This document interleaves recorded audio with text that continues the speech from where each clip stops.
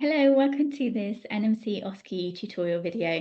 My name is Hannah and I provide independent OSCE tutoring and educational support. And in this YouTube channel, I've been sharing a lot of my teaching and advice to support you with your self-study, your NMC OSCE exam, and also preparation for you working as nurses in the UK.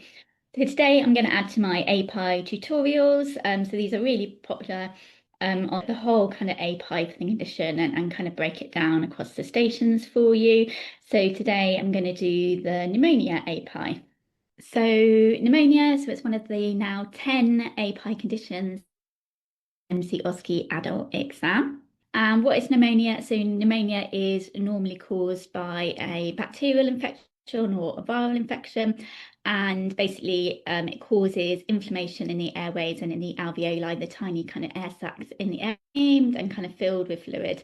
And people that have pneumonia, like we can all get pneumonia, but there are certain unwell with pneumonia to a point where they need to go to hospital. So thinking about your NMC OSCE exam, this is normally a hospital-based scenario. So your patient is likely to have some of these risk factors which has brought them into hospital with their pneumonia. So anyone who's over the age of 65 or the very young as well, so children under the age of 2. People that smoke, so smoking obviously damages your airways and makes you more prone to infection and more difficulties in breathing when you do have a pneumonia. And that's the same for people who have like long-term lung conditions, so patients with asthma, chronic obstructive pulmonary disease, so COPD, cystic fibrosis, so those type of patients are also at risk of pneumonia. Other health conditions as well, so maybe diabetes, heart conditions. So patients that you might expect to have some of these past medical histories within your patient that you get in your NMC OSCE exam as well. Patients that regularly drink as well, or patients that have a weakened immune system, either through other diseases or medications that suppress the immune system. So symptoms of pneumonia, you might be really familiar with these, obviously shortness of breath. So that's normally the primary reason why people end up in hospital with pneumonia. So they might have an increased respiratory rate and reduced oxygen saturations. They can have a productive cough because of that mucus production in the inflamed airways.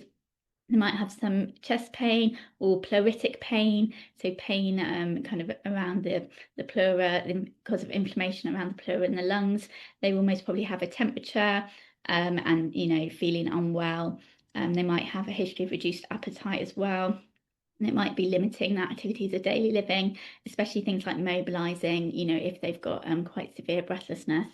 So management, so standard management would be obviously things like antibiotics, getting a sputum sample so we can test it in microbiology so we can get specific antibiotics, oxygen, if clinically indicated, the saturations, maybe some nebulization, chest physio, to really help clear the mucus in the airways and try and reopen up kind of collapsed parts of the alveoli where the pneumonia is present, and reducing things such as smoking, because we know that really impacts recovery, but also predisposes people to more chest infections.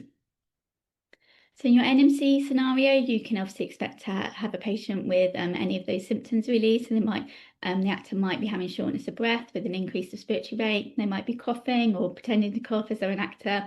There might be, or most probably will be, a history of smoking. So that's definitely something we want to pick up on in the holistic assessment.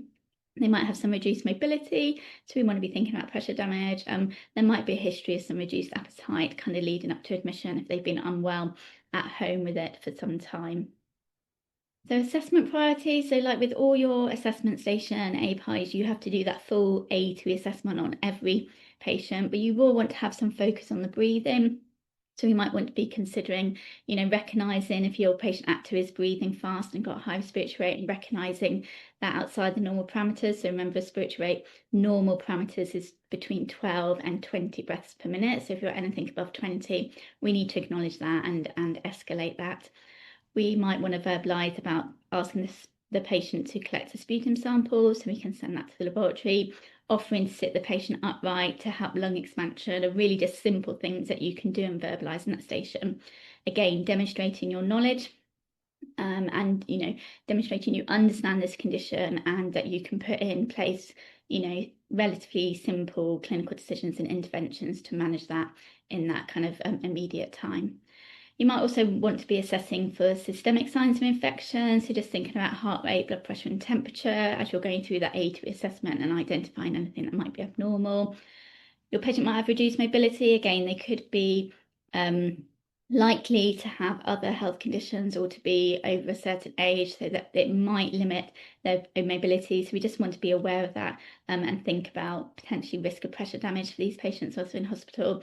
And then, like I said, they might have some pain, some chest pleuritic pain. So we want to be making sure we're assessing pain in disability as well.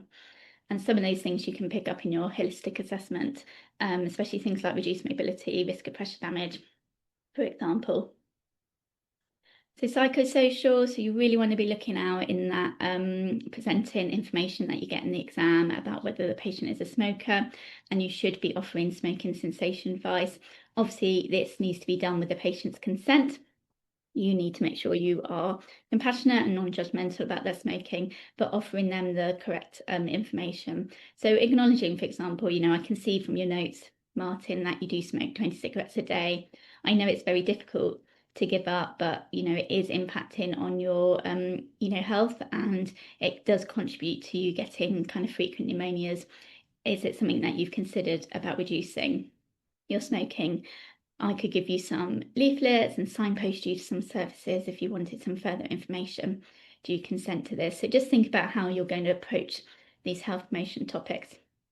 Again, depending on the age of your patient and any pre-existing health conditions as well, you might want to just check in and make sure they've got enough support in their home, and then managing with their activities of daily living. Do they need any additional support, occupational therapy, referral to assess the home for any aids, any kind of care or social services support? So just be aware of those items as well in your psychosocial history. Always good, like I said, with all your patients, you need to confirm spiritual needs, because it does impact on treatment decisions whilst in hospital. So a simple question asking on spiritual needs. And again, just checking in, is there a partner, wife, husband, children, who's their social support? Is there anyone they want you to call whilst in hospital? Look out for recent bereavement as well. The patient in this scenario could be of the age where they have had a bereavement of a long-term partner. So you'd be expected to pick up those things and just manage them compassionately with the patient and for any support. So going on to planning, so really quite straightforward care plans for pneumonia, nothing really tricky. So obviously a very easy one is shortness of breath.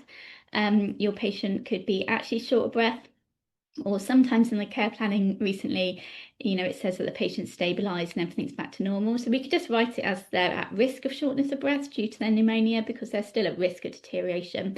Even though they've stabilised, they could still deteriorate. So my problem would be Martin has increased shortness of breath due to pneumonia. And if I've got a high respiratory rate for my station, I can use that as an evidence. So with a respiratory rate of 25 breaths per minute. Obviously, our aim is always to get the patient back to normal. So my aim would be for Martin to verbalise decreased shortness of breath and reduce respiratory rate to down. So it's between 12 and 20. Evaluation. So really want to be guided on our NMC score here. That will support our evaluation timeframe. So we know when patients are got a new score with a high respiratory rate, say you've triggered the 3 in a single parameter, then the respiratory rate monitoring, the NMC monitoring is going to be 1 hourly. So, it does really support your evaluation time in your care planning. So it'd be totally safe to put that you were going to reevaluate this obviously today and then every hour or sooner if the patient deteriorates. Interventions. So we want some specific respiratory interventions here. So obviously we've got our standard ones in terms of explaining to Martin the plan of care and gaining consent. We obviously need to monitor and record Martin's NMC hourly or sooner if clinically deteriorates, and escalate as per the NMC policy. We want a specific respiratory assessment intervention in here. Okay, so these are your high quality specific interventions that relate to your problem. So we definitely want a point around, we're going to assess Martin's work of breathing, including respiratory rate, rhythm, depth, oxygen saturations, signs of respiratory distress and respiratory noises. So all that breathing section out of your A2E assessment, put that into a care plan. For this, we're going to administer oxygen and antibiotics and monitor effectiveness. So different to our management of breathlessness in the chronic heart failure patient. So it's good to have the two different breathless care plans, because chronic heart failure is a different management to a patient with pneumonia. So we are also going to support Martin into an upright position to help increase lung expansion. We might ask Martin to collect a sputum sample so we can send that to microbiology so we can give the most appropriate antibiotics. We can refer Martin to physiotherapists for chest physio. We're obviously going to escalate if Martin deteriorates, and we can explain to Martin how to use a call bell in case his breathing suddenly becomes any worse. And obviously we're going to document all our care. So other care plans we could do smoking cessation, especially if your patient's stabilised in the planning scenario and you're struggling with what to think. So, the problem is that Martin, smokes 20 cigarettes a day and would like to, reduce that. And our aim would be to support Martin to reduce his total number of cigarettes a day and then to eventually stop, for example. And this might be something we would be reviewing in a bit longer, so like a 24-hour time frame potentially. And then just some smoking cessation interventions. So, thinking about things that we do to patients to help them manage and reduce their smoking. So we, and referring them to smoking cessation and prescribing nicotine replacements. We might be thinking about distraction therapies or activities to, keep the person distracted from smoking. So think about some of those interventions. Could also possibly do reduced mobility or risk of pressure damage. Very easy care plan to write. Your patient that's in hospital with shortness of breath is definitely going to be at risk of pressure damage. They're not going to be up and about and walking, a lot around the ward, so they could be at risk of that. So implementation. So obviously patients got a known infection with the pneumonia, so you are definitely going to have some form of antibiotic on your implementation medication chart. So you want to be looking for that in your antimicrobial section. Obviously be really, really aware of allergies. Very common place for there to be a antibiotic which the patient is allergic to. Okay, written up in this scenario. So just be aware of those penicillin allergies. But remember, you can give those non-penicillin-based antibiotics such as erythromycin, clarithromycin, clindamycin. They don't contain penicillin, so they're safe to give. So really watch out for that if you've got this scenario. And then really the other medications, there's quite a variety really that you could potentially have depending on the patient's past medical history. So you might have some antihypertensive medications. Sometimes there's urinary frequency, so the antispasmodic oxybutyl hydrochloride. There might be anti-cholesterol, simvastatin, some analgesics as well. So again, just remember those principles of implementation, looking for your set time, checking the prescription is valid, and then making a decision whether you're going to give it. So some possible recommendations in your evaluation, again, depends who you're handing over to, but it might be just that nurse to nurse handover, which is very common. So you're really thinking about handing over that ongoing nursing care and asking them to continue to do a lot of things that you've already implemented. So it's not particularly difficult. So you obviously want the nurses, the next nurse on shift or the different nurses on the ward to continue to monitor their respiratory rate, the rhythm, the depth, the saturations, and any signs of respiratory distress. Then you need them to continue to do your News 2 monitoring as per policy and escalate as per the policy. You want them to continue to administer the prescribed analgesics. If you have had a medication chart with a medication or an antibiotic which the patient's allergic to, again, it's quite common sometimes in this scenario, you want to make sure that's handed over clearly, to make sure your allergies are handed over, which must be handed over in all your SBARs anyway, but that you've admitted that antibiotic and that you've escalated that, and make sure that is clearly handed over. You might want to ask them to follow up on any referrals you've made. So if you've made a referral to physio, for example, in your holistic assessment, or referrals to social services or home support referrals, then just obviously hand those over so those get followed up and completed before discharge.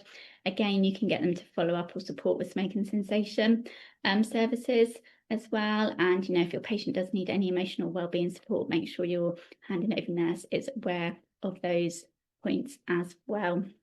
So I hope that's been helpful. Again, looking at the APIE as a whole is a really good way to embed the knowledge, understand the condition and manage any uncertainty within your NMC OSCE exam. But most importantly, it will help prepare and embed your knowledge for interview and for working in UK nursing as well.